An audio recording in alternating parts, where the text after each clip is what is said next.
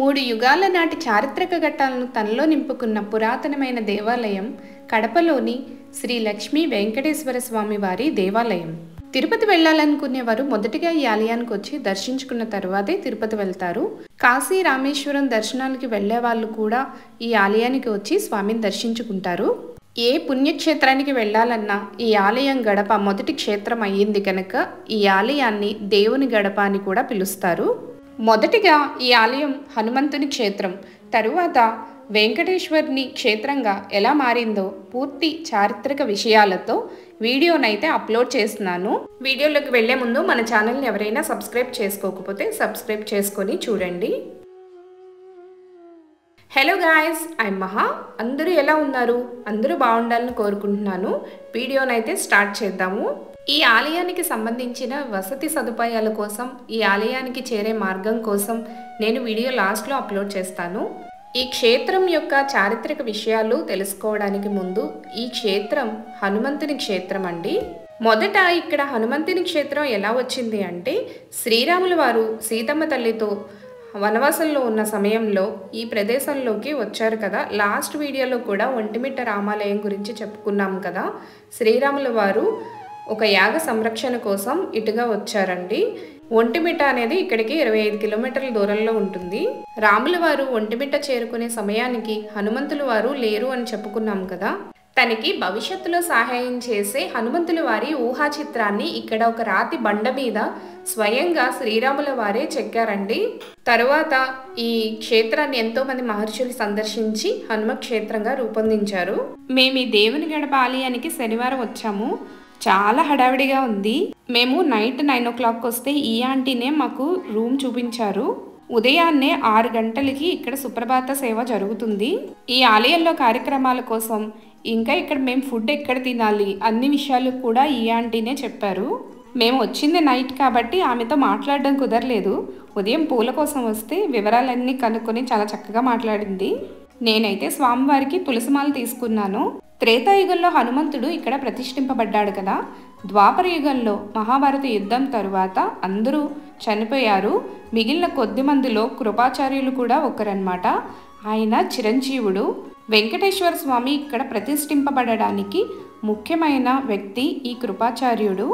కలియుగంలో శ్రీకృష్ణ పరమాత్ముడు వెంకటేశ్వర స్వామిగా తిరుమల కొండ మీద అవతరించారని తెలుసుకున్న కృపాచార్యుడు కృష్ణుడు మళ్ళీ పుట్టాడా అని ఎంతో పొంగిపోయి ఆయన్ని చూడాలని చాలా ఆశపడ్డాడు.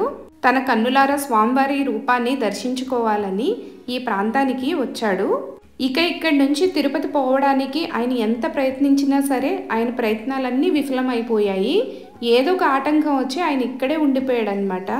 అయ్యో, శ్రీకృష్ణ పరమాత్ముడు మళ్ళీ ఈ భూమి మీద అవతరిస్తే నేను చూడలేకపోయేనే అని చాలా బాధపడ్డాడు. ఆ కృపాచార్యుని బాధ చూసిన శ్రీకృష్ణ పరమాత్ముడు వెంకటేశ్వర స్వామిగా ఆయనకి ఈ ప్రదేశంలో దర్శనమిచ్చాడు. స్వామివారిని చూడగానే ఎంతో పొంగిపోయి నోటి నుంచి మాట కూడా రాలేదంట. అసలు చాలా సంతోషంగా అయిపోయాడు. అప్పుడు వెంకటేశ్వర స్వామి కృపాచార్యుడిని ఏదైనా కోరుకోమని అడిగాడనమాట. అప్పుడు ఆ కృపాచార్యుడు, స్వామి, మీరు వెంకటేశ్వర స్వామిగా తిరుమల కొండ మీద అవతరించారు, కానీ భక్తులు నీ వరకు చేరుకోవాలంటే ఎన్నో ఆటంకాలు వస్తున్నాయి, కాబట్టి మీరు ఈ ప్రదేశంలోనే కొలువుండండి అని అడిగారంట. అంతేకాదు, తిరుమల రావాలి అని అనుకున్న ప్రతి భక్తులు కూడా ఈ దేవుని గడప వచ్చి దర్శించుకొని అప్పుడు తిరుమల వెళ్ళాలి అని కూడా అడిగారంట. అప్పుడు ఆ వెంకటేశ్వర స్వామి, సమయం వచ్చినప్పుడు నేను తప్పక ఈ ప్రదేశంలో ప్రతిష్ఠింపబడతాను అని చెప్పారంట. తిరుమల వరకు వెళ్ళలేని భక్తులు కూడా ఇక్కడ స్వామివారిని దర్శించుకుంటే సకల పుణ్యాలు జరగాలి అని కృపాచార్యులు స్వామివారిని అడిగారంట. కృపాచార్యుని కోరికలన్నింటికీ సరేనని చెప్పి స్వామివారు అంతర్ధానమయ్యారు. కృపాచార్యుడు ఇక్కడ ఉన్నందుకు గాను కృపాచార్యుల పేరు మీదే కృపావతిగా ఈ స్థలం పిలువబడేది. తరువాతి కాలంలో కురుప అని దాన్ని కడపగా పలకడం మొదలుపెట్టారు. కడప అనే ఊరి పేరు అలా వచ్చిందన్నమాట. స్వామివారి ప్రధాన ఆలయ గోపురం లోపలికి రాగానే ఎడమవైపు విశ్వక్షేణుల వారి సన్నిధి, మహాగణపతి సన్నిధి, గోవిందమ్మ తల్లి సన్నిధి కనిపిస్తాయి. ఈ క్షేత్రంలోని గర్భగుడి స్తంభాలు, గర్భగుడి లోపల ఉండే శిల్పాలు ఇవన్నీ కూడా శ్రీకృష్ణదేవరాయల కాలం నాటివి. కృపాచార్యుడు స్వామివారిని ప్రార్థించిన కొన్ని ఏళ్ల తర్వాత స్వామివారు ఇక్కడ ప్రతిష్ఠింపబడ్డారు. దాని కథ ఏంటంటే, జనమేజయుడు అనే ఒక రాజు సర్పయాగం చేసి సర్పాలన్నింటినీ కూడా ఒక హోమంలో ఆహుతి చేశారు. సర్పజాతి మీద పగబట్టిన జనమేజయుడు సర్పయాగం తరువాత చాలా బాధపడ్డాడు. సర్పజాతిని ఇంత నాశనం చేసింది నేనే కదా అని చాలా పశ్చాత్తాపపడ్డాడు. ప్రాయశ్చిత్తానికి గాను దేశమంతా సంచరించి వివిధ స్థలాల్లో పుణ్యక్షేత్రాలు నిర్మించడం మొదలుపెట్టాడు. అలా దేశ సంచారం చేసే సమయంలో జనమేజయుడు తిరుమల దేవస్థానానికి వెళ్ళటం జరిగింది. అక్కడ స్వామివారిని చూసిన తరువాత తిరుమలలోని స్వామివారి రూపాన్ని చూసిన జనమేజయుడు చాలా పొంగిపోయాడు. ఎంత అద్భుత రూపాన్ని నేను చూశానా అని. నేను ఎన్నో ఆలయాలు నిర్మించాను, కానీ వెంకటేశ్వర స్వామివారి ఆలయాన్ని నిర్మించలేదు కదా. ఎన్నో దేవతా ప్రతిమలను నేను ప్రతిష్ఠించాను, కానీ ఇంత దివ్యమంగళమైన రూపాన్ని నేను ప్రతిష్ఠించలేకపోయానే అని బాధపడుతూ ఒక రాత్రి నిద్రపోగానే నిద్రలో స్వామివారు కనిపించి, ఇక్కడ ఒక చెరువు పక్కనే ఉన్న పుట్టలో నా విగ్రహం ఉంది, ఆ విగ్రహాన్ని నీవు బయటకు తీసి వాయువ్యంగా ప్రయాణించి అక్కడ ఉన్న హనుమ క్షేత్రంలో ప్రతిష్ఠించమని చెప్పారు. ఇక జనమేజయుడు ఆలస్యం చేయకుండా అక్కడి నుంచి వెళ్ళి ఆ విగ్రహాన్ని బయటకు తీసి వాయవ్యంగా ప్రయాణించి ఈ కడప ప్రాంతానికి వచ్చి ఇక్కడ ఈ స్థలంలో స్వామివారి విగ్రహాన్ని ప్రతిష్ఠించడం జరిగింది. మొదట ఇది ఆంజనేయ స్వామివారి క్షేత్రం కనుక దాని ముందుగా వెంకటేశ్వర స్వామిని ప్రతిష్ఠించడం జరిగింది. ఈ క్షేత్రంలోని స్వామివారి వెనక భాగంలో గోడ మీద హనుమంతుని యొక్క నిలువెత్తు రూపాన్ని మనం ఇప్పటికీ చూడొచ్చు. గర్భగుడిలో దీపపు వెలుగుల్లో స్వామివారి కనిపిస్తారు.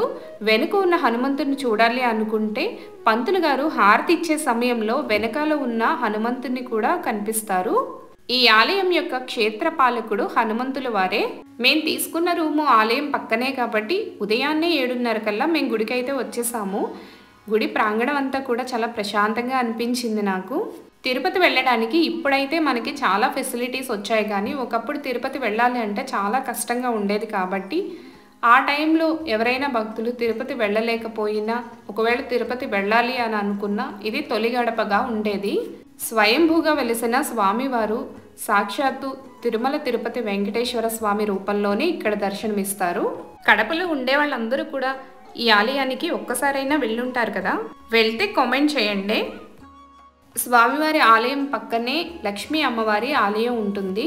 ఇక్కడ వెంకటేశ్వర స్వామి లక్ష్మీదేవి అమ్మవారితో మనకి దర్శనం ఇవ్వడం జరుగుతుంది. వెంకటేశ్వర స్వామిని దర్శించుకొని బయటికి రాగానే గుమ్మం దగ్గర మనకి 2 రాతి బల్లులు కనిపిస్తాయి అన్నమాట. బంగారం వెండి బల్లులు అన్నమాట అవి. కానీ వాటిని ముట్టుకోవాలి అంటే పైగా ఎగరాలి, లేదంటే హైట్ ఉండాలి. రెండింటిలో ఒకటైతేనే మనం వాటిని ముట్టుకోగలం. చాలా పైకి ఉంది అది. కంచిలో చాలామంది వాటిని తాకే ఉంటారు కదా, తాకలేని వాళ్ళ కోసం అండి ఇది. నేను పైకి ఎగురుదామంటే శారీ కట్టుకుని ఉన్నాను, మా ఆయన్ని ఎత్తుకోమంటే సిగ్గుపడ్డారు, కాబట్టి నేనైతే వాటిని తాకలేదు. ఉగాదికి ఇక్కడ బ్రహ్మోత్సవాలు జరుగుతాయండి, అంగరంగ వైభవంగా చేస్తారు.